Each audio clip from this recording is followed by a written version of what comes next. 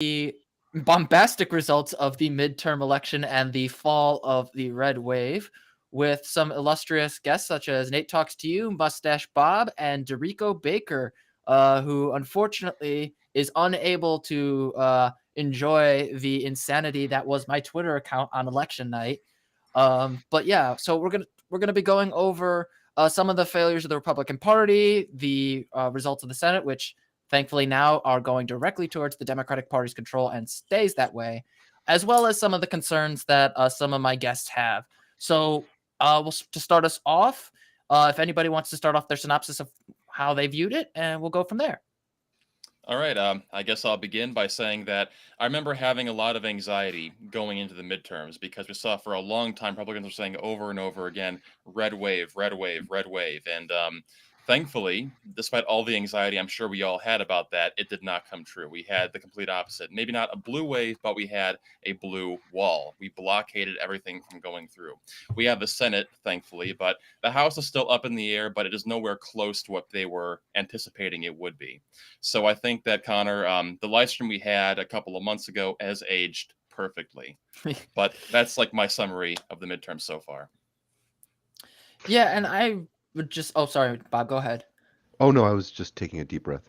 Oh, Sorry. okay. I apologize. Well, I would just like to say, like, initially I was very concerned because initially when I was looking at the results, particularly I was going off of 538. I know Nate likes to give me crap for using 538 on occasion. But I was looking at it from the perspective of, this is generally a right-leaning source. And the averages there suggested originally that the Democrats were going to keep the Senate. But then it started to switch. And what I really find fascinating about watching the results was how much the Republican Party failed to realize that younger voters matter. And as those voters like start to mobilize through the internet and through influencers, like ourselves, that really their ideas start to crumble. On that note, actually, whoever is funding Turning Point USA and all the other young conservative outreach groups, I hope they got a receipt or something because they need their money back. Because their whole project was supposed to be turning young people into conservatives, and yet here we are at the midterms, and the young people voted like 70% Democrat. I know I'm GI billing it right now, and I know Connor, you're a graduate student. Nate, this is the first time we've spoken. I don't think I've ever seen anyone under the age of like 45 actually attend a TPUSA meeting. So yeah, like I'm sure they do. I'm sure there are like awful people who do it, but on what Rico was saying, I'm really happy that people are finally starting to realize that the way that the polling model that we've been using since at least I've been alive and conscious of it, is fundamentally flawed at this point because 538 wound up being very off. Nate Silver wound up being off. All of the, I think Real Clear Politics even wound up being pretty far off. And I think we need a massive overhaul of the polling methodology because I was pointing out to a friend earlier that a lot of these pollings still rely on like landline phones to call people. And like I haven't had a landline phone since I think like 2009, and like no one I know has a landline phone. And if you do call a cell phone, I'm probably the older person in here, but like people in their mid 30s to like Zoomers would rather like headbutt a brick wall than answer like an unknown number, much less actually talk to somebody and fill out a poll. So I think that's something that's coming out of this. The other thing that's coming out of this is that I'm never going to talk smack about Zoomers as an old man because y'all legitimately just like saved the Senate for Democrats and gave the Republicans like a razor thin margin in the House, which is like historically it's not unprecedented, but it's very rare that the party that's in power retains as many seats as the Democrats did. Usually it's a big swing. I still have like flashbacks to 2010 after President Obama was elected in 2008 and the Tea Party movement swung in and took the House and the Senate. Oh no, they took the Senate in 12, right? I believe so. Yeah. Yeah, I'm old. You got to forgive my memory. But I'm really glad that happened. But it also shows that, and I use the term a lot, the failed right wing, their ideology is profoundly unpopular in this country because they have a very engaged base, but that base is very small and it's shrinking. And they've alienated a lot of people who would normally sit out like midterm elections, like very young voters, and even voters like my age are turning out in greater numbers. And that's a direct function of the unpopularity of this ideology that we're dealing with. And Actually, Bob, that's actually one thing I wanted to be concerned about. Yeah, of course. Should I go, Go ahead, first? Nick, go ahead. Oh, Yeah, no, go go ahead. ahead. Oh yeah, Nate. I was just going to say, Yeah. that's one of my concerns is regards to this like increasing Zoomer turnout. Republicans realize that their grasp over democracy is slipping, so because of they may try to find ways to undermine democracy more than they already have thus far. So, do any of you have any thoughts on like what we can do to prevent Moore v. Harper from giving individual states control over like gerrymandering their results? What can we do right now with what? Yeah, can we like do? in the immediate sense, like is there anything that you think we can do, or is it just kind of up in the air until? I mean, like, Go ahead. in a perfect world, in a perfect world where we could actually marshal all of the votes that we have in the Senate, you pack the court and you undo it. But in the real world that we live in, where we have to deal with Joe Manchin and Kristen Sinema in the Senate, there isn't a lot we can do about that right now. The best thing I think we can do right now is elect more Democratic state legislatures and try to increase turnout to a point where you can't manipulate that that number at the end. But we Connor and I think Rico and I also had a stream about the Supreme Court, and like this isn't like a new thing that's happened in the last like couple years. This is like a decades long project by a right wing that's openly hostile to the Voting Rights Act and fair elections, and it's going to take a while to undo it. But that's where I'm at on that one. And I think I'll say one thing real quick, and then I'm going to let Rico go because we don't want to. I do want to actually moderate this a little bit because I don't want us talking over each other. Sure. But I will say I think this needs to be repeated over and over again. The purpose of voting is not to just stop one movement. It's to build a long-term movement for your own position. The Republicans did not take the Supreme Court through 1, 2, or even 3 elections. They took the Supreme Court through decades of effort, investment, and long-term organization. And while we might not be able to stop Moore v. Harper right now, we can make plans and infrastructure to put judges in positions of power in the future to replace the aging Republican justices that are on the court right now, and overturn it if it ever, God forbid, it goes through. But on that note, I'd let Rico go real quick. So on that note, let's say hypothetically it does go through and it's up to the states.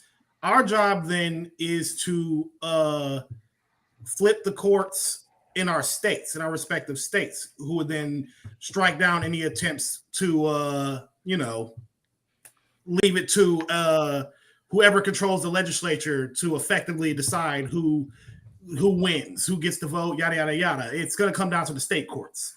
And so our job then is to build our base. But like right now, what I'm doing, because I ever seeing these midterm results, heavily inspired me to go, to get back into politics the way I was before. My goal is to rebuild our base. Like here in North Carolina, the Democrats kind of got beaten from the top down. It's because our base didn't show up. So in the next 2 years, I'm going to be rebuilding our base so that way we can win. And I'm going to emphasize the courts, because that's the thing that's gone. With everybody focuses on the House and the Senate, which is great. The legislature is great, but I'm really going to emphasize the courts. Like we need to find justices or potential justices who believe in democracy and amplify them at the state level. Because if we can't count on the Supreme Court to strike that shit down, then we have to rely on our states to uphold democracy. So within our respective states. So that's what's going to come down to. And I emphasize to everybody, focus on the courts more too. You know what I mean? Learn who's running for the courts. And if the Democrats aren't putting anybody up, you better fucking get up their asses about putting somebody up. You know what I mean? Because a lot of the times, like here, for example, a lot of Republican justices, basically conservative justices, run unopposed. They're pretty much handed the fucking court appointments and court seats and whatnot. So yeah, no, we need to build our judicial branch at the state level to counter any anti-democratic efforts.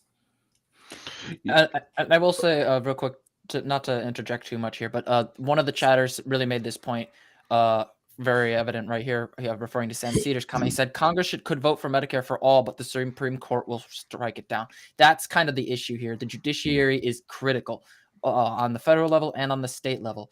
Your state constitutions are just as important as your federal constitutions, arguably more so, because they have a direct influence on your life in ways that you can actually change. Yeah, actually, and sorry to interrupt again, Bob. I know you want to say something. I just want to interject. It's all good, bro. Add on that point right there is that I personally believe that the Supreme Court, as it currently is, will absolutely strike down any kind of Medicare for all thing like that. But that doesn't mean we can't get shit like that at the state level. That's what I mean when I say focus on the courts. We want courts that are pro-democracy, that are pro, Medicare for all type policies and whatnot, because we get at the state level, the courts of the federal government, they're not going to do shit. You know what I mean? If the state courts are on board with it, and we got the legislative branch on board with it, and the governor to sign off on it, fucking, we're good. You know what I mean? Yeah, I mean, sure. And actually, no, that's it. That we need the fucking judicial branch in our respective states. I just wanted to say welcome back to political organizing, Rico. I'm glad to have you back, bro. I hope you got some comfy shoes for that. Because I've been, I'm gonna do a lot of canvassing and door knocking and all that shit. Pretty soon. They made me the president of my precinct here. Oh, nice, man. Yeah, I was before, but I couldn't really do it because I was so wrapped up with a lot of personal shit. But all that's done and done. So this time I'm gonna do it. That's why they called me back. They're like, can you try again? And I'm like, yeah, sure. Let's fucking do that. After the midterm results, honestly, that was my wake up call saying it's now or never. We cannot let that momentum die. We need to build this shit back up and take everything come 2024. And there was some positive. I'm sorry to interrupt you. There was some positive thing at the state level at this in this midterm elections, because I know Michigan, Pennsylvania, Illinois, and Minnesota all elected large Democratic majorities in their state legislature. I think Ohio. What is it? Ohio? No, it's Wisconsin is still up for grabs, but Ohio's red. So those states will at least probably prevent like voter suppression and outright like election denialism in their elections, and they're all key swing states in 2024. Yep. And I just let Nate go, and then we'll move on to some more specifics. Yeah. I also want to bring up on a positive note right now. It hasn't been called just yet, but it's looking very promising that Katie Hobbs will retain her position as Secretary of State in Arizona. I know that Carrie Lake has been peddling voter fraud allegations even before the election really began to ramp up. But thankfully we're going to maintain control of that area. But one other concern I wanted to bring up too is that moving forward to 2024. What do you all think we should be focusing the most on in terms of trying to get people out there to the ballot box again? I think that abortion is definitely going to be high up on that list, and also creeping fears of fascism in America. But along with those two things, is there anything else that you think is a high priority topic? I'll start us off, and then since things have been kind of people talking over each other, we'll do a little order of responses, if that's all right with you guys. I'm last.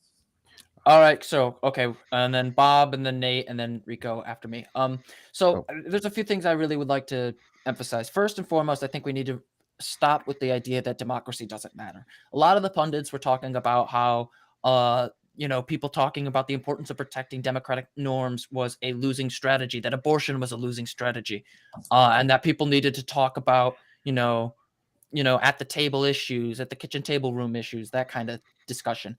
And the thing for me is the issues of democracy and abortion are kitchen table issues, just not in the financial sense. They are issues that affect everybody's ability to live their lives in peace, and whether or not people like to believe it, but there is in fact a personal element to this. So I think those two issues are incredibly important. But I would also like to add that the current economic state of the country is not going to last 2 years. We have record unemployment, low unemployment. We have inflation that has been an issue, but is starting to go down. And the supply chain issues are not going to be permanent. Things are not, they're not static, they change. So come 2024, I think once you get a stable economy, once you get a much more clearly defined, strong Biden administration, Biden can point to his progressive politics and the normalcy that he brought back to the United States. Oh, is it to me? Yeah. Oh, okay. Beg your pardon. I thought we were doing the clockwise thing. I'm confused. I'm confused and old. No, I did want to. I agree with everything Connor just said. Imagine that. But one thing I think that we have to kind of recognize about this election cycle is that the Democratic Party ran a really kind of dangerous, but ultimately very effective campaign of kind of tricking the Republicans into nominating unelectable candidates. Maestro, whose name I can never pronounce, and I really wish he would take off the 3rd Infantry Division hat because that was my patch in Afghanistan, was kind of voted in the primary because the Democrats started running ads during Republican primaries saying certain candidates were too extreme for certain states. It kind of reminded a lot of people of the Clinton Pied Piper strategy, but in this case, it was actually effective. So I think that's an unfair comparison. I think we need to keep hammering that home and keep normalizing the idea that Republican candidates are all too extreme, but it will also keep them voting for borderline unelectable, borderline like unpresentable in public candidates. But we do also have to recognize that that's a dangerous move. We also have to deliver on policy. One of the biggest failings of the Democratic Party over my lifetime is that we run great political campaigns. The Clintons ran great political campaigns. Obama ran 2 amazing political campaigns as president. Biden even did a very good job, I think, in 2020, but we kind of fall short when we get into office and we allow gridlock to happen, even when we have majorities. So whatever they can do in the Senate to appoint more judges, ratify treaties, do something that people will notice, or even by executive order, we have to deliver noticeable policy changes that affect people's lives, because that will get people out to the polls, and that will stop more extreme right-wing candidates from having the narrative that they're better at running things than the Democrats are. Mm-hmm. All right, Nate, you're up. All right, so I agree with everything you said, but I think that one thing we need to also pay attention to is it is good that we had a lot of Zoomers go out to vote this time around, but we're not hyper focusing on messaging to them in a way which I think would bring a lot more of them out than already has come out. So when I think of a lot of election campaigning advertising, I see it mostly through television. I see it through YouTube ads, but it's like in a much more politically neutral way that I think is more of like a boomer generation. I would like to see more political candidates trying to appeal to Zoomers, where the people like AOC has having live streams on Instagram and on Snapchat. I would like to see more ads focused on TikTok and trying to appeal to that kind of format, and that would bring out a lot more people to go and vote. Like literally every single year, over 3 million people become legally allowed to vote. So why not take advantage of that to give ourselves an advantage more than we already have? I had a quick question about that for you, Nate. Mm-hmm. Do you think that's a function? I think it is. So I'll answer my own question before I even ask it. Do you think that's a function of us needing new leadership at high level party levels in the Democratic Party? I think it is. I think our current leadership is way out of touch, and I even see it on like the ground level here in Florida. But I'm curious about your thoughts. I think so. I think that a lot of the our current politicians are out of touch with young people, and I mean there are the small minority of elderly people who do know how to reach young people, like Bernie Sanders being a prime example of that. But most people are not like going out there and saying yay Hillary. So I think we need to make sure that we try to run more young people in these campaigns, because they're going to be the most just naturally equipped to handle it. And by the way, wasn't there actually one Zoomer who's like 25 years old who won in a recent election? In Florida, in my state, actually, I've met this That's gentleman. He's a incredible. really cool guy, and I'm very, very glad he's in our state legislature, even though it's a solid red. We can discuss what happened in Florida if you guys want, but I would It's interrupt Maxwell you, so. Frost. Yes, he's a Yeah, there great we guy. go. Yeah. All right, Rico, it's your turn. Yeah, and all good points from everybody. What I believe, though, to be the most important thing, more important than policy and messaging, is presence. So, take AOC for example, and how she dominates to this day, and how she got on the map in the first place. I don't know if y'all remember where she like showed a picture of her shoes, of how worn out they were from all the door knocking she did, all the canvassing and whatnot she did. She put herself out there in a way no one else did, and that presence alone, like even if they don't know even if like the people who voted for her can't name specifically all the policies she supported or pushing for, they know her. You know what I mean? And so they know to vote for her when they see her name, when they see her face. Whereas here in North Carolina, just again, the state Democratic Party is pretty much has no presence. You know what I mean? And that's the problem in a lot of places. You want to get people out there, you want to beat the Republicans to the punch, because on election day, Republicans are fucking aggressive, like extremely aggressive to the point. And when I say aggressive, I mean they flat out break the rules of what you're even allowed to do during election day, because they know no one's going to stop them when it comes to what you're allowed to do as a poll worker, or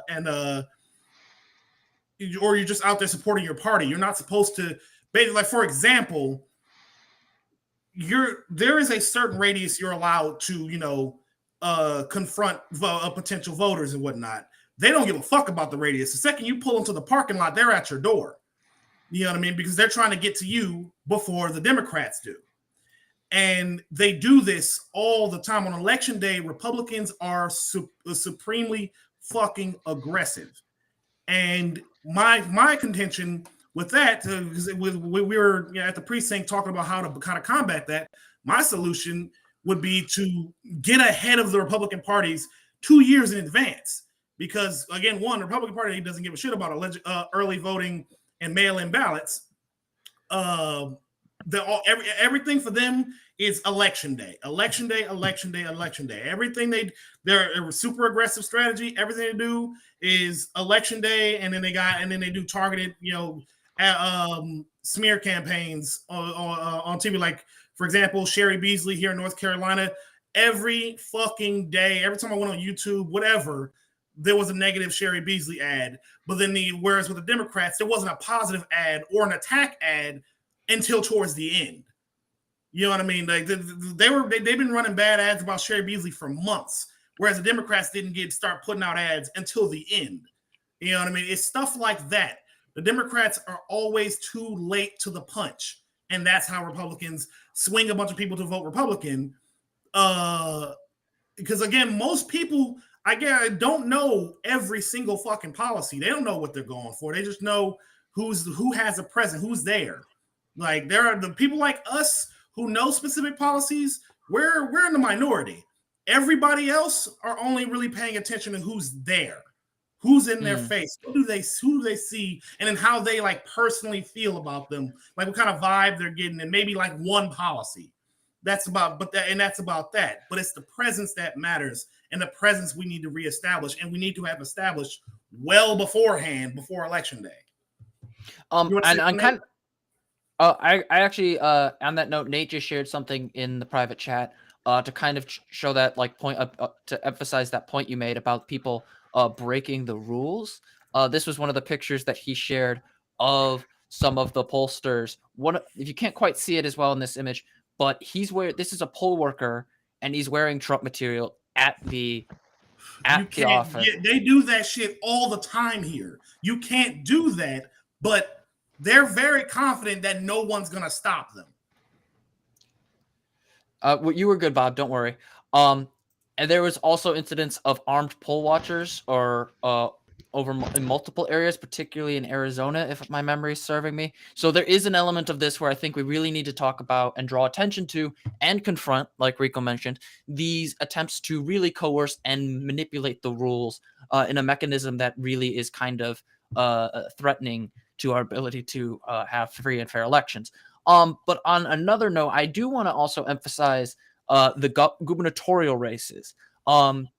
Because Republicans did atrocious in those. Currently, I'm looking at the New York Times record, and with the race between Katie Hobbs and Carrie Lake and excluded, it looks like Democrats won about 8 out of the 12 gubernatorial races that they were supposed to do, and they flipped 2 states as well.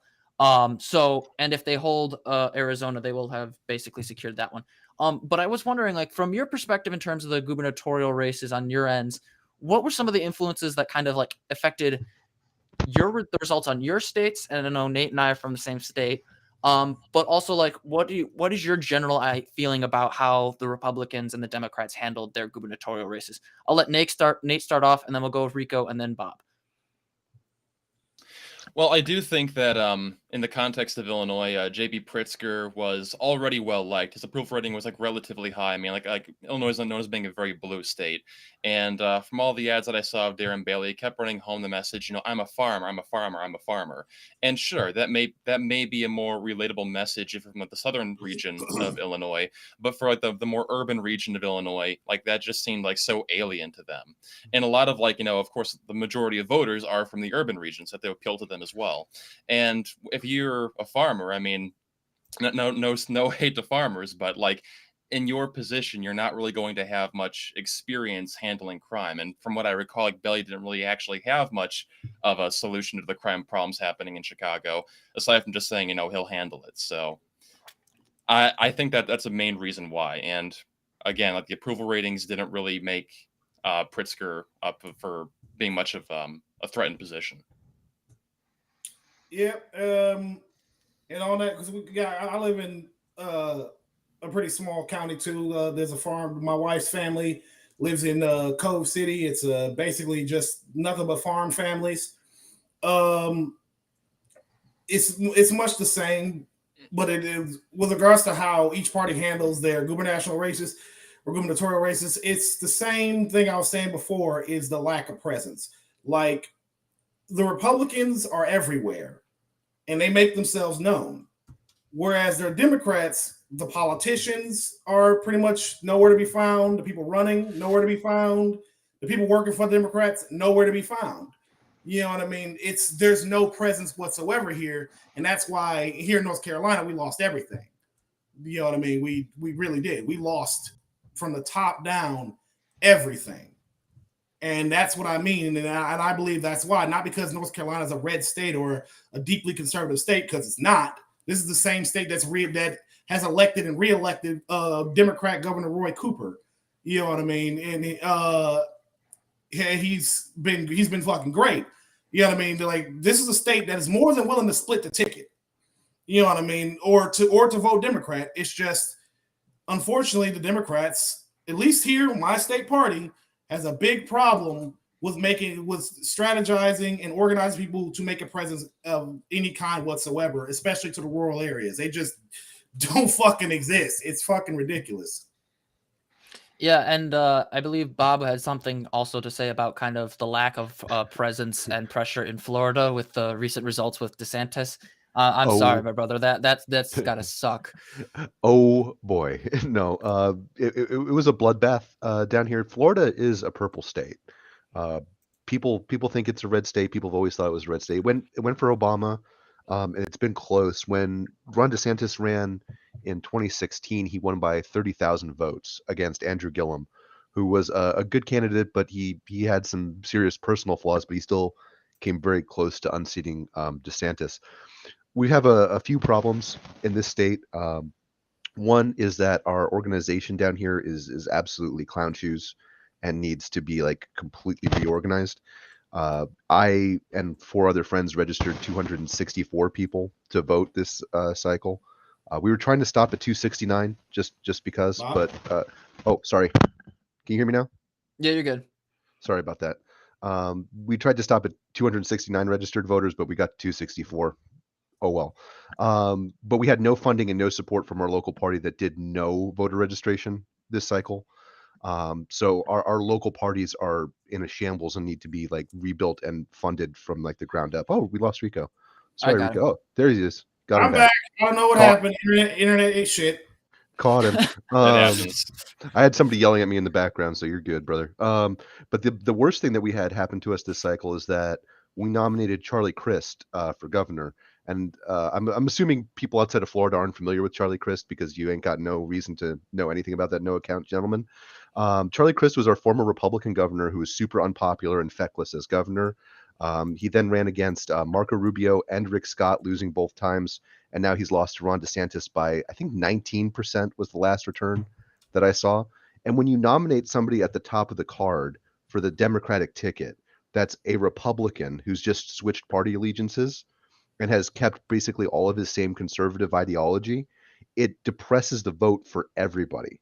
So we had a global effect of nominating one of the worst gubernatorial candidates probably in modern electoral history in Charlie Crist that depressed the vote for literally everything else. I think that lesson that we have to learn from this, and I think we've learned it the hard way in New York when Cuomo struck down the Democratic Party map and actually gave a bunch of seats in New York to Republicans this same cycle, is that it is an argument that's used against progressives that we have to be more responsible with our votes and vote for people who are quote unquote electable.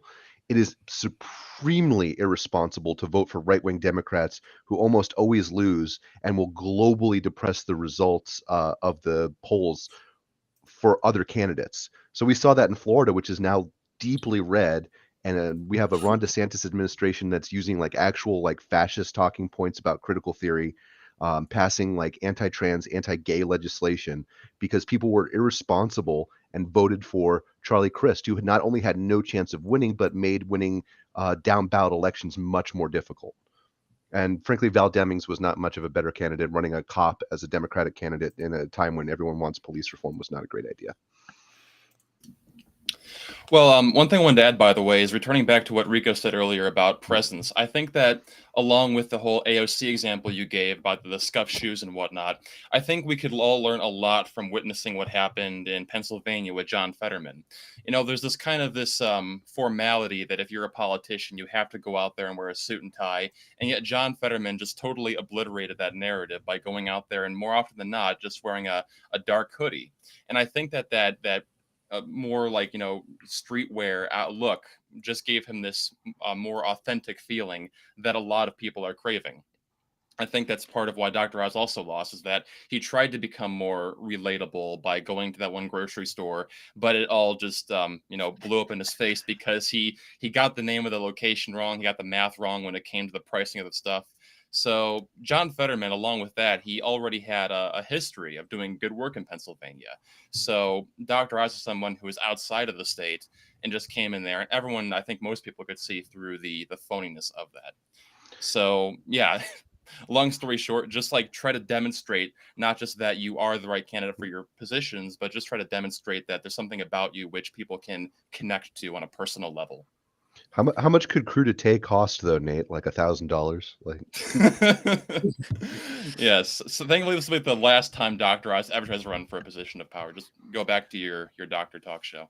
And I will say one thing though in relation to Illinois and really overall about the importance of candidate quality. If your candidate is bad, you should not be surprised when he or she does not win. In the case of like Texas, for example, we ran the same guy. We ran Beto again for some ungodly reason. And as much as I like Beto as a person and his policy positions, he's running in Texas. And one of his most infamous or famous quotes is, "Hell yes, we are going to take your AR-15s." Like, that's not going to run well in Texas. That was a terrible idea.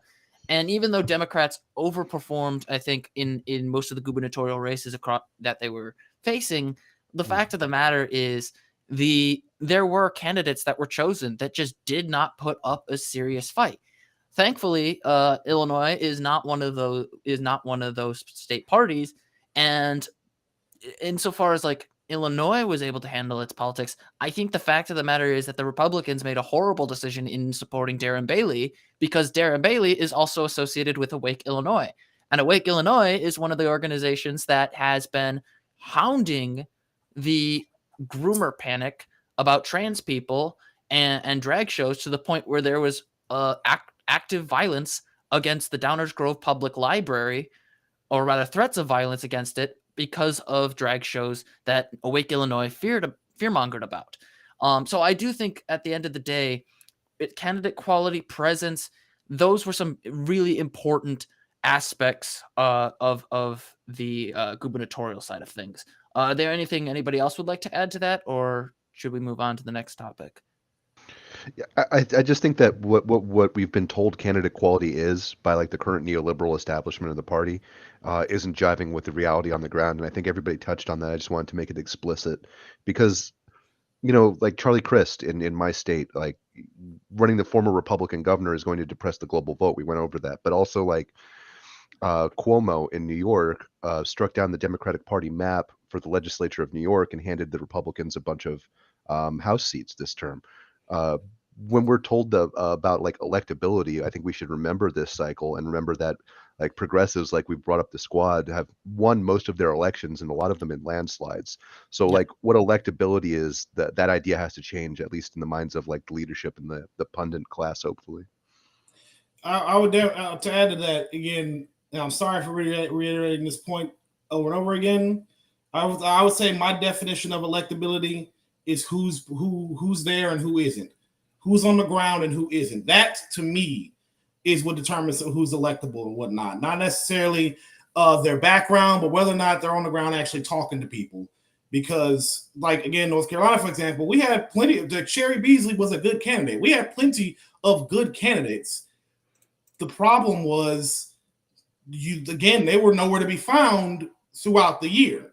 You know what I mean? Like I remember we had this from my county, we had a referendum on critical race theory and the divisive concepts and whatnot, and there were most of the people there were absolutely opposed to banning critical race theory and subsequent divisive concepts. Most of the people there absolutely against it. And the thing though that I noticed is like, where's this same energy? Like, wait, none of these people show up to the meetings. Who's organized? Like, why isn't anybody reaching out to these people to get them to show up to the Democrat Party meetings? Why isn't where are the Democratic politicians or prospective runners? Where are any of you at? Why aren't you here at this? Why aren't you reaching out to these people right now, telling them, hey, I represent you and I'm going to do this, make sure it doesn't actually get banned at the state level, yada, yada, yada. Where are you guys? You know what I mean? So as far as electability goes, it's for all of the things y'all stated, like from policy to messaging to appearance, all of that goes in tandem with presence. Like all of these things we stated, all of them, they go hand in fucking hand. But I think it doesn't matter how good of the quality of your policies are, how you dress, or what your message is, if you're nowhere to be found throughout, between each election. If you're just nowhere to be found, if the only time anyone ever even hears your fucking name is during election day, you've already failed. Yeah, I think that really needs to be hammered home every single time. Presence. If people don't know your name until like they see you on the ballot or see your ad, you failed. You've made a horrible mistake. But to switch gears here, I wanted to talk a bit about the House because historically speaking, the president during their first midterm, they generally do pretty bad. I remember mentioning this in my article about the weakness of Trump's party support and how fundamentally he failed as the chief of party in supporting his candidates. But generally speaking, a president tends to lose about an average of 26 seats in the House. And under Barack Obama, he lost the first time around, I think it was somewhere around 54 seats in the House.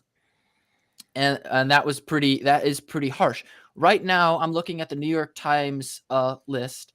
These are the ones that they have basically said that are safe. 204 for Democrats, 212 are for Republicans.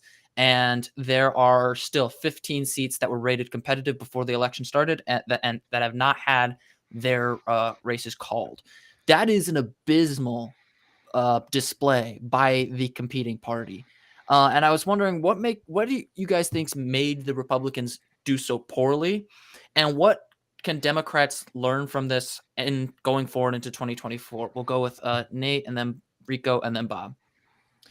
Well, it's a multifaceted issue. I think there are a lot of factors that are playing into why they perform so badly, along with just like a lack of motivation to go out there. Because in spite of all the issues happening in the world right now, I think that we're in a relatively stable position where people don't feel like they need to to go out there and vote for Republicans. But I think that part of the issue is that a lot of the people that Donald Trump was backing were, like I said before, they were being backed by Trump.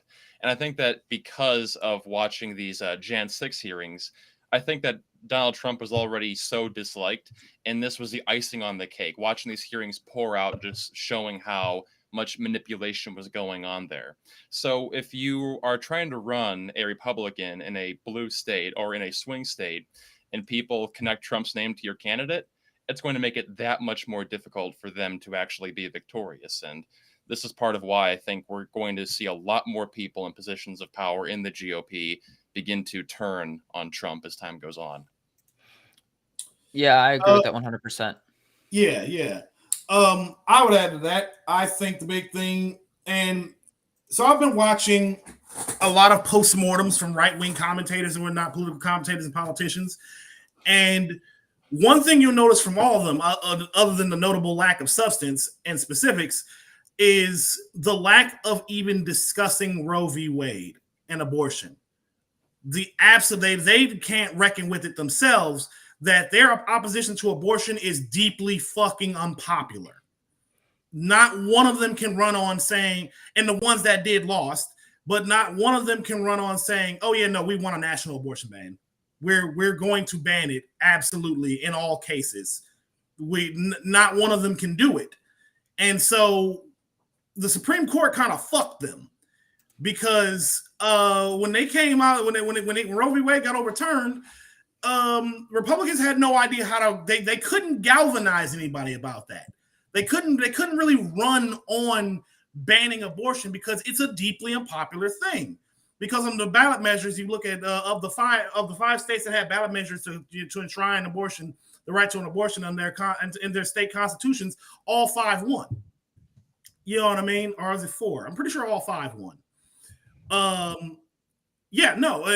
Because they fucked themselves. I think that's why they did so poorly, because they've been pushing. They can't really run on anything. They were pushing like book bans, abortion, banning abortion. What was the other ones? I'm drawing a blank at the moment. But I really think abortion was the big one. Like that was like even Kentucky, yeah, right there, Brandon Smith. Kentucky had a vote to ban abortion, and that fucking failed. You know what I mean? Like, even red states, they're just like, what the fuck? No, we're not banning abortion. So I would say they put themselves in it's almost like poetic in a way. They got what they wanted. Something they've been working towards for decades, to overturn Roe v. Wade. And that ended up, in my opinion, being the thing that doomed them more than anything.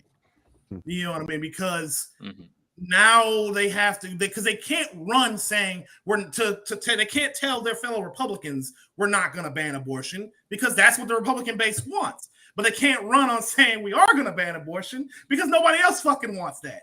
So therefore, they found themselves in a nebulous position where they're just like, just don't say anything about it. Whereas the Democrats were completely motivated by enshrining the right to an abortion in their respective states. Yeah, this is part of the reason why, in a kind of ironic way, I'm partially happy that what happened to Roe v. Wade happened, because it ended up actually giving us the advantage in the midterms here. So it is quite possible that had they not tried to overturn Roe v. Wade, they would have sweeped everything at the last minute. So this is to our advantage in the long run. I would bet my life on that. If they hadn't overturned Roe v. Wade, we'd have lost the midterms. I bet my life on that one. But one thing I wanted to point out, too, is that you raised a good point about how Republicans are not offering their constituents anything. That's also a thing that I think politicians need to be running home in their campaigns, is like pointing to these politicians and saying over and over again, what are they offering you? Like, how are they meaningfully improving their life? And I think that they're not going to have a competent answer to that question, because what are they going to come back with? Like, I'm going to be, maybe the best thing they have is I'll be tough on crime, but it's like we can point to plenty of examples of Republican-led cities and states where crime is a problem there too. So again, to keep running home the point, what are you offering us? You have nothing to give us. We don't need you anymore. And the tough on crime angle does not work in rural areas, because there ain't no fucking crime here. You know what I mean? Nothing happens here. So that type of shit doesn't work. You're absolutely right, Nate. And something about the crime thing is Florida actually has a higher instance of violent crime than New York, but you never hear about anybody talking about like well, you do because you hear about Florida, man, but you don't hear it as a political issue. You know, you don't hear it as a political issue so much. You just hear it as a kind of an amused thing. I think Ohio does too. I know Tennessee, where the Daily Wire just moved. They made a big deal about moving to safer Tennessee is like number 2, I think, in terms of violent crime. But what I wanted to say was, and I think what Nate was elucidating very well, is that the kind of passive nihilism that was kind of cool for Gen Xers and for a long time in the 90s when I was coming up is kind of going away, and people are realizing that it's not like uncool to care, because when you don't care, you kind of lose your basic human rights. We've also realized, I think my generation that came up, that, well, I was of age during the 2008 financial collapse, but you guys, I think, grew up during that. And then now we're living through the COVID crash. People are realizing that the Republicans are terrible at running the economy, and they crash it every time they're in power. So their argument that we're the party of economics is increasingly hollow, and their platform contains no substantive economic policies, even like aspirational policies. It's just like, we're going to build a stronger economy, and then they don't tell you what that means, and that doesn't attract voters. Whereas the Democratic Party can say like, hey, look, we want universal child tax credit. We want to expand universal health care. We want to expand Social Security and Medicare. We want to rebuild the infrastructure, because all of our infrastructure in this country gets Ds. I mean, I'm driving down the road here, and we've had 2 hurricanes, so we've had some roads actually collapse. But like, even in good times, we have potholes all over the place. Bridges are terrible, and even our airports are kind of going down. And people notice this, and they notice that one party actually is trying to propose policy to fix this stuff, and the other one is just appealing to platitudes that are increasingly empty the more we see them fail. Like, I mean, just in my lifetime, I was born in the late 80s, so I don't really remember them. I don't think my dad does either, because he really liked the Florida snow, if you get my drift. But it was a little dark joke. Sorry, Dad. But I was born in time for the Reagan collapse at the end of his presidency, and the Bush recession, the first Bush recession. And then we had a good economic times under Clinton, even though he made a lot of mistakes, I think, as a neoliberal.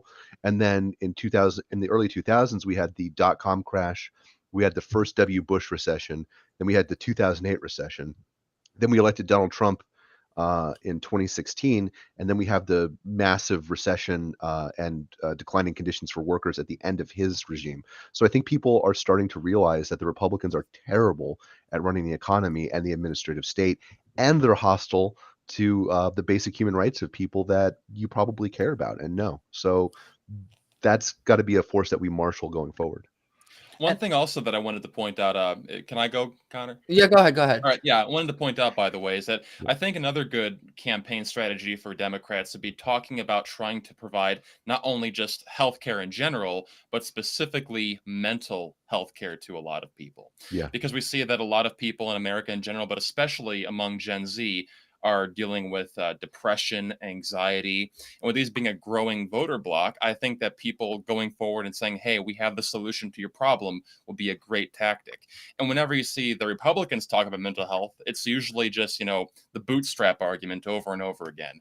And I think that a lot of people are realizing the bootstrap argument is not going to actually fix a situation. If there's an underlying problem, you need to resolve it. It can't just be done by the individual every single time.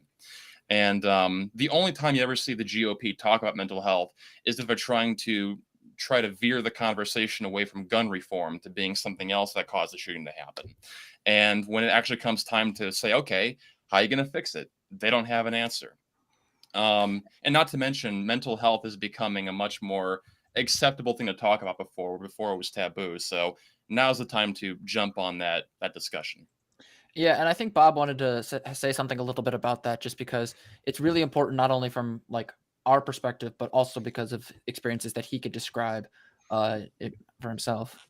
Yeah, I won't describe anything too awful, but I'm a global war on terrorism veteran. I suffer from post-traumatic stress disorder. I have VA healthcare right now because I'm GI billing it, and it's going pretty good. But if I didn't have the VA and public funded mental health care, I probably would not be getting the actual like mental health care that I need.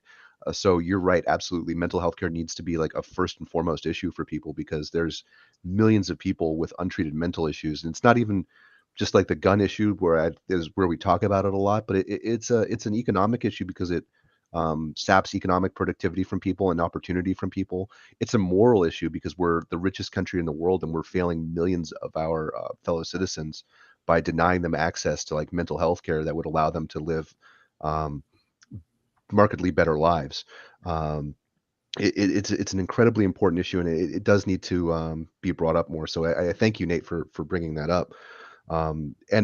As a veteran, I notice that there's one party, which is the Democrats, which are not entirely great for the VA, but that actually passed the CARES Act this year. Or CARES Act? I think Yeah. it's the CARES Act. With the burn pits that gave us benefits for. That's the Coronavirus Relief and Security Act. Oh, You're thinking the PACT Act. PACT Act. See, I knew it's a 4-letter acronym. I'm old, guys. You got to give me. I got my cane. I'm gonna go to bed after this. But the PACT Act. Thank you. There was one party that actually passed the PACT Act that gave veterans of the wars that I was in benefits for the military burning toxic chemicals and letting the exhaust fumes like just infest the air on the bases that we lived on. And then there was the other party that actually stopped that bill because they said it would be too much of a drain on the deficit, and the Republican Party. There's one party that's the Democrats that's not perfect at running the VA, but then there's the other party that has people like Rand Paul in it who want to privatize the VA and put veterans at the mercy of private health care. So there's a marked difference that you can see and experience between the two parties being in office, and it's not the kind of nihilistic both parties are the same annoying attitude that we kind of had in like the late 90s and early 2000s. Yeah, and to kind of like bring that back around, one of the things that I think is important to remember is this stuff doesn't just happen in the national level. It is also an important component in the local level. My county, there was a strong fight for a mental health board because we did not have one. A lot of counties don't. According to usafacts.org, over 1/3 of Americans live in areas lacking mental health professionals. There is a serious deficit in the amount of resources that we have in areas right around us that could really get serious mental health support for people who need it. And the thing that drives me nuts when we talk about the welfare state, or when we talk about how Republicans talk about the deficit, they always talk about the deficit in the abstract, that it's something we have to worry about to protect the economy from the perspective of capital. And it's never from the perspective of what that money's actually going to do for people. And I feel like if we start talking about this in the future, saying things like mental health and really policy is a humanity issue, I think we can get it a lot more. We can get a lot more attention to that. And speaking on the issue of people having no substance in platitudes, Lauren Boebert in the 3rd Congressional District is currently who's an incumbent. She is only leading with 50.17% of the vote. And she is a well-established pro-Trump Republican. That does not happen to a party or partisan that has substance, even if she wins. Yeah, on that note of no substance, like I said, I've been watching basically right-wing media since the midterms, and if any of you haven't yet, I almost don't want to recommend watching them because you gain nothing from them. Because think about how we're talking right now. We're talking very specific shit, very specific policies, very specific strategies, very specific issues. You watch any right-wing media right now, none of them accept the fault for the midterm results. Again, they've been the mouthpieces pushing the red wave thing the whole time, and now they have no idea what the fuck went wrong. But more than that is the thing that is just so notable to me is the absolute lack of substance, and we can beat them there. They have no substance. They, like I said, they cannot both defend wanting to ban abortion entirely, and nor can they say to their base that, hey, we're not actually going to ban abortion entirely, because again, that's what the base wants. It's just notable that they can't actually defend any of their positions, and I think they fucking know that. They can't defend any of the positions that they have without outright fucking lying. So we can capitalize on that. Anyone with any competent fucking speaker can capitalize on that and corner them, and force them to take a stance on an actual position. Like if anyone wanted to, you can go to Republicans and say, "Are you going to try to do an absolute ban on abortion?" They'll try to give you some mealy mouth answer that is not a yes or a no, and you just keep fucking hammering them on that. And believe me, everybody will notice that they haven't given an answer. You know what I mean? They were like, well, this person's saying they're not going to ban it, and you aren't really saying anything. You know what I mean? So people notice that shit, and that's something we can capitalize on. Their lack of substance is absolutely something we can capitalize on, and it's just weird that I don't see enough of that. I suppose one thing that they may have in their toolbox of like rhetorical techniques would be invoking the division among trans rights in this country right now.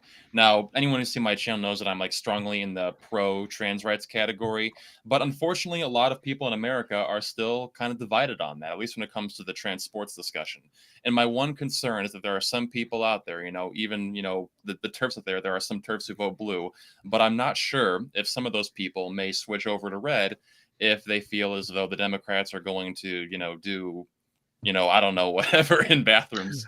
We're going to trans your kids. I kind of disagree with you a little there, Nate, because they went hard on the anti-trans hate, especially down here, but even nationally. I mean, they put millions of dollars behind that awful Matt Walsh movie to try to drum up support for that, and they underperformed. So I think there's not as much in that well as we might have thought there was, because I thought like you did, but kind of before this turnout.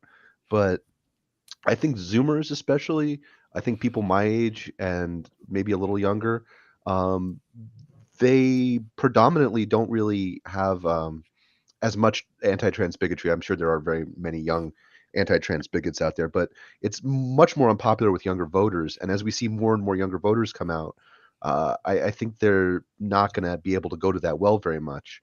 I think it's going to be like the explicit racism well, where it doesn't have many more returns after a certain number of election cycles, and as people are normalized in society.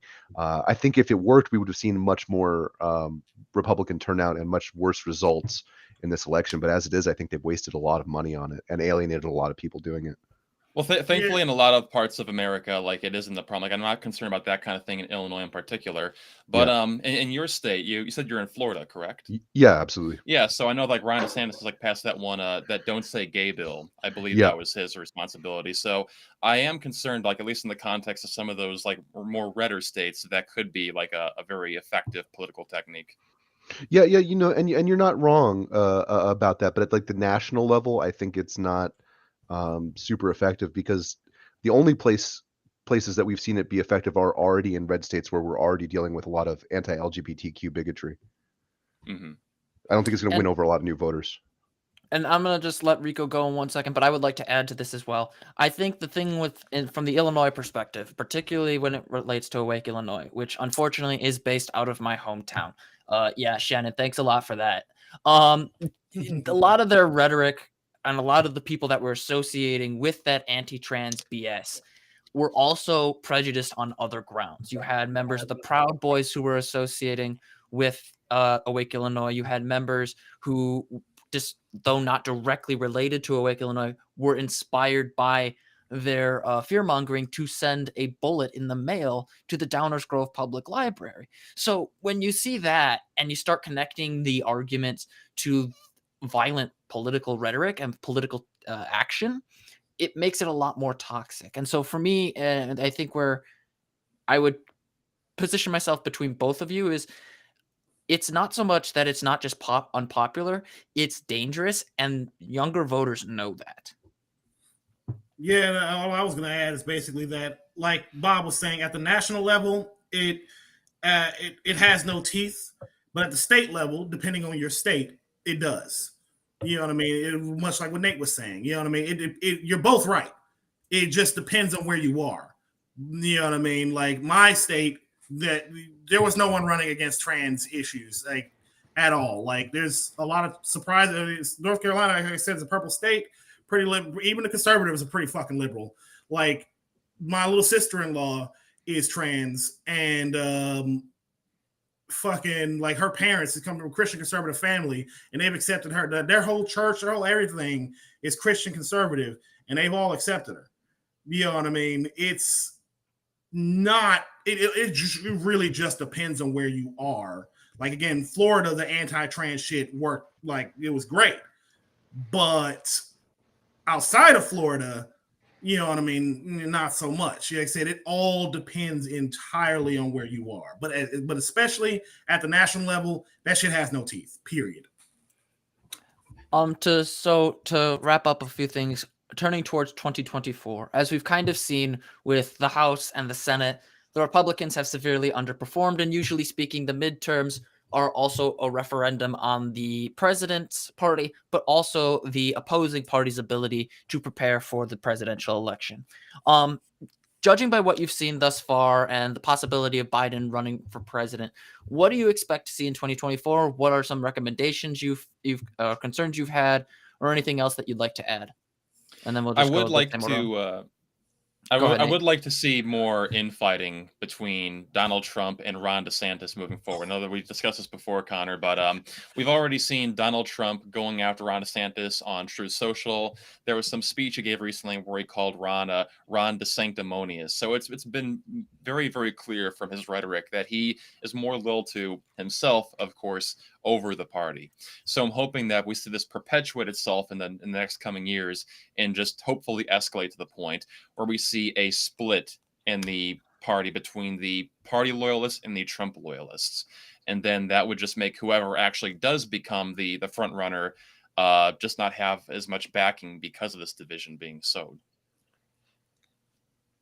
Yeah, no, on that, like I said, I've been following right-wing groups and whatnot, and let me tell you, the divide is already there.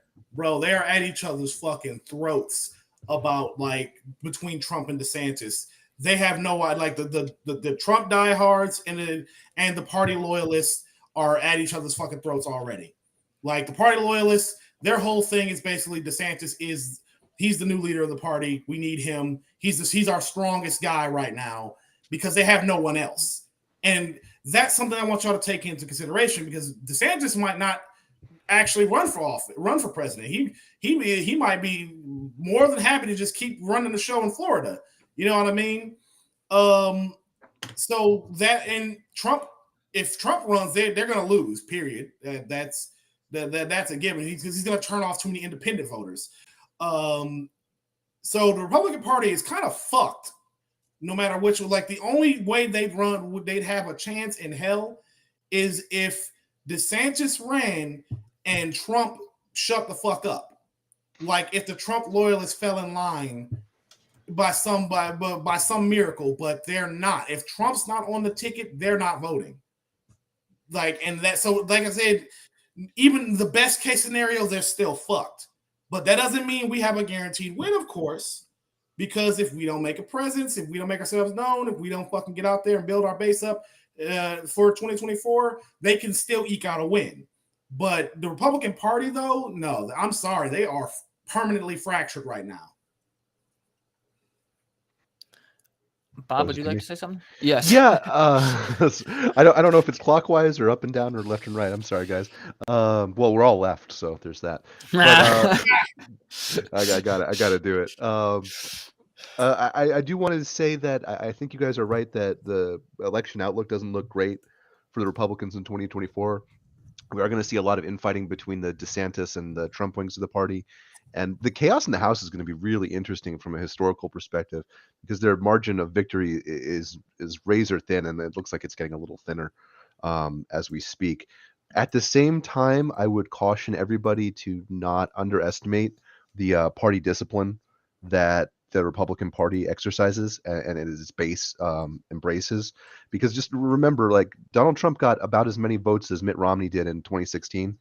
And I think he got more voters in 2020, despite being massively unpopular. No matter who wins the DeSantis-Trump thing, just assume that they're all going to vote for whoever the nominee is, and organize and vote and help other people register to vote according to that. Don't assume it's going to be like a walkover. Just assume it's going to be a horrific electoral fight, and prepare yourself for that over the next 2 years in your organizing and in your activism, because we really can't afford another Trump administration, and a DeSantis administration would be materially identical to it if it would have like a slightly more demure face. So we can't afford either of those outcomes, and we can't afford to underestimate our political opponents going forward. And be safe, because there probably is going to be an uptick in failed right-wing violence towards people who are politically active on the left. So just make sure you're practicing responsibility and safety, and look after the people that you're active with.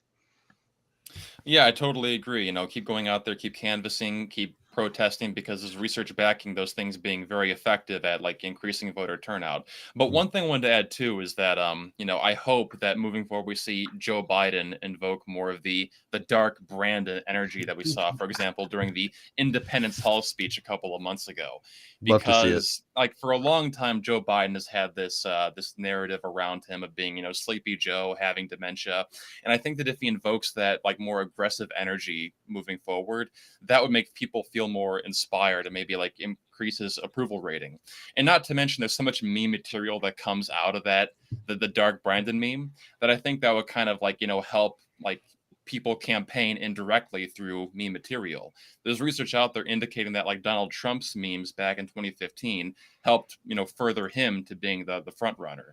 So I'm not sure how we can like get Joe to do that. Maybe people within his like cabinet can encourage that, but I think that'd be very effective at giving him an advantage. His comms directors have been doing pretty good at that, I think, lately, the last like 6 months. Yeah.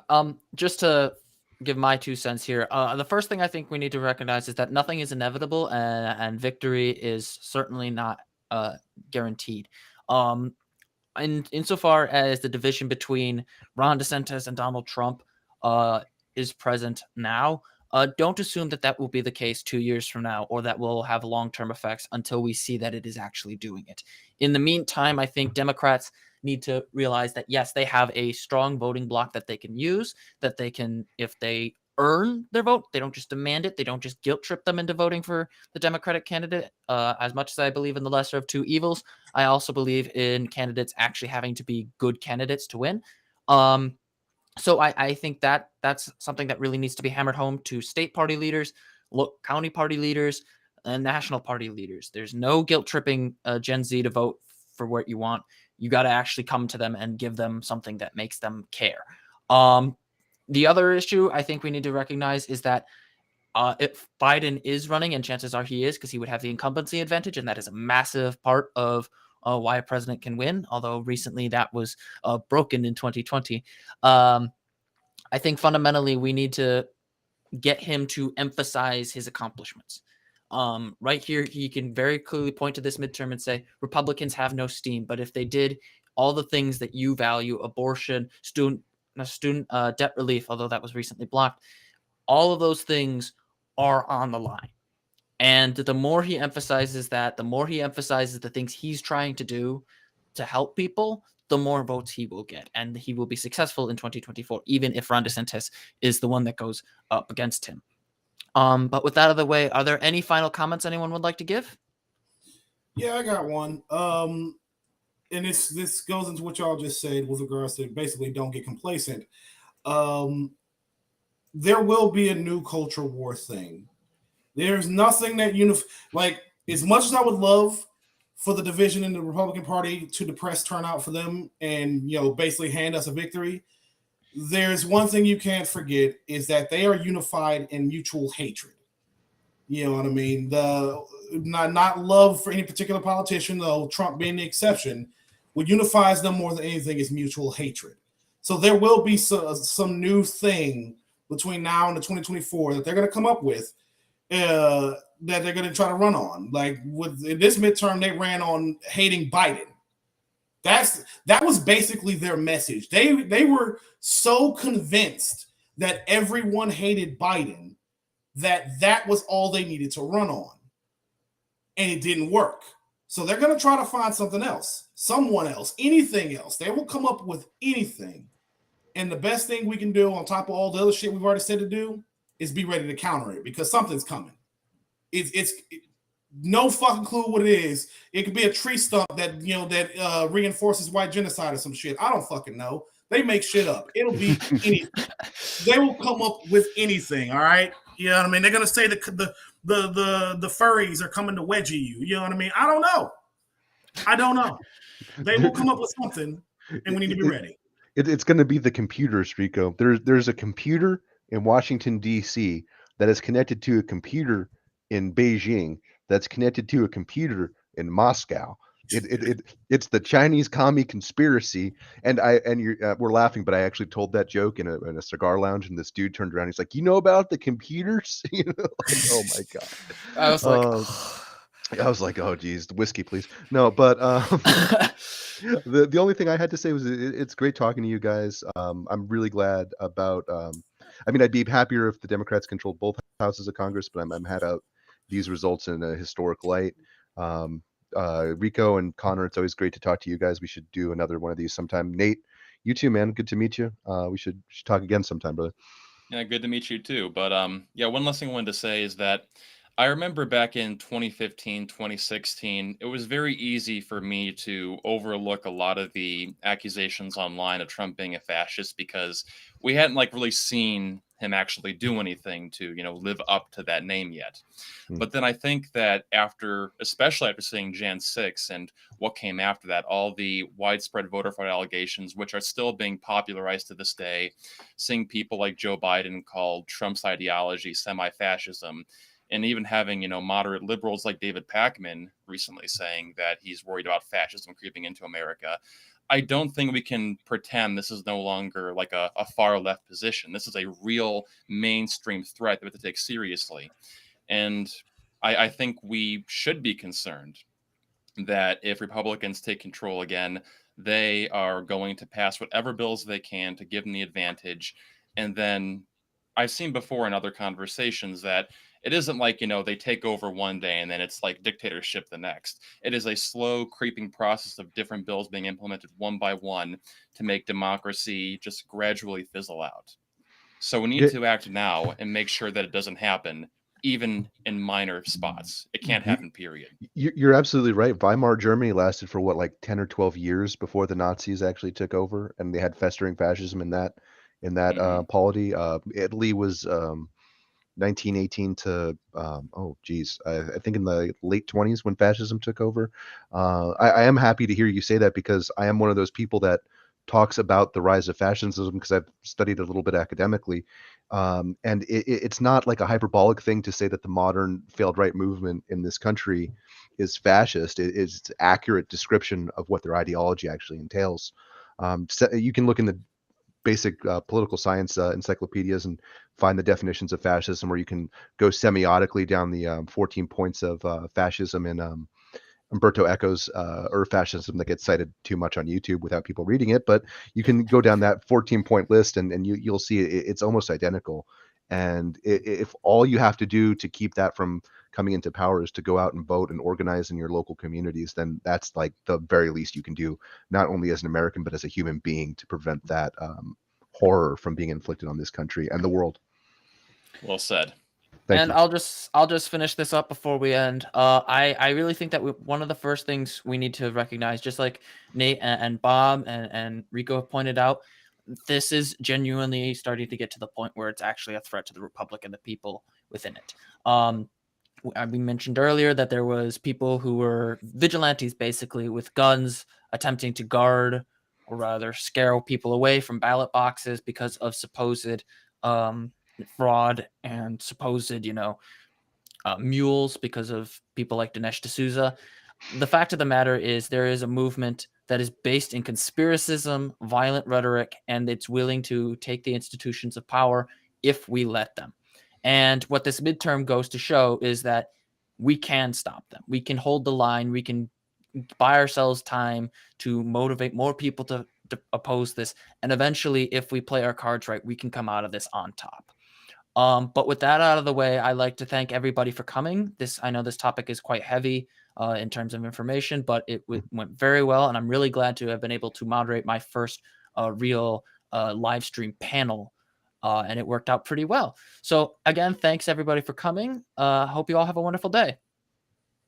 All right, take care.